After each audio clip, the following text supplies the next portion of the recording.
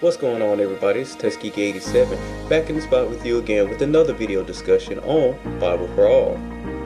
If you remember from last time's video discussion topic, we talked about the Old Testament and it's the first division known as the Torah, or the law and instruction. Today we'll be going over the second video discussion topic known as the Nevi'im.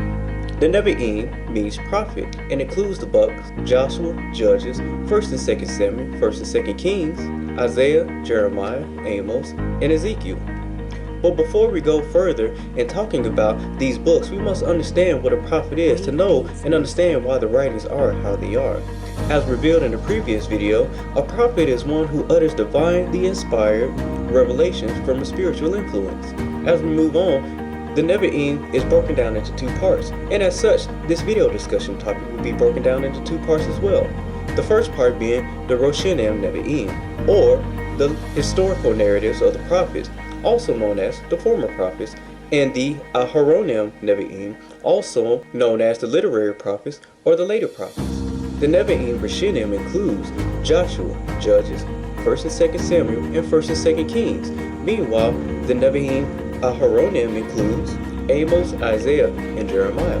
Today, we'll be going over the Nevi'im Roshanim, or the former prophets, starting off with the book of Joshua. Joshua is considered a sequel to the Pentateuch and picks up where Deuteronomy left off, where Moses comes to the promised land on the other side of the Jordan but was not allowed to enter, and he meets his death there. Meanwhile, Joshua picking up the mantle to lead Israel into Canaan, the promised land.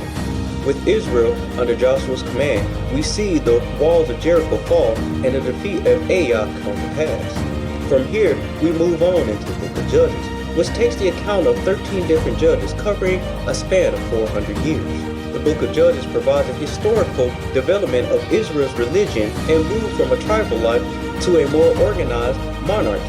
We also see the span of judges as they move from one who keeps the promises and laws of God to those on the opposite end of the spectrum.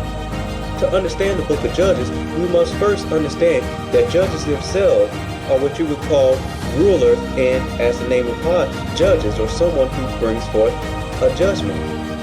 From here we move on into the book of Samuel, with Samuel being the last of the judges and the first of the prophets. Samuel was also known as a kingmaker, as he created Israel's first king, or anointed him, that being Saul, and also the greatest king, King David.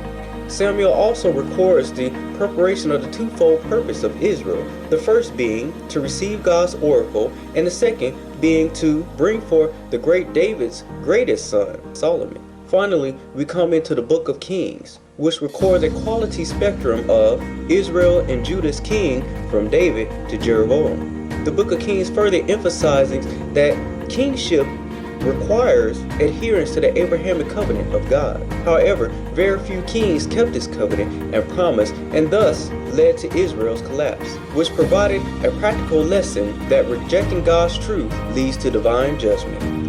Stay tuned next time for part 2 of the Nevi'im as we go over the Aharonim Nevi'im, or the later prophets. Again, go out on the Facebook page, Bible for All, and start your discussion. Leave your comments, leave your thoughts on what you have, and suggest in the video discussion topics down below, or comments, what you would want to see more video topics on. Again, this is Tuskegee87 reminding you to discover the truth for yourself. We'll catch you in the next one.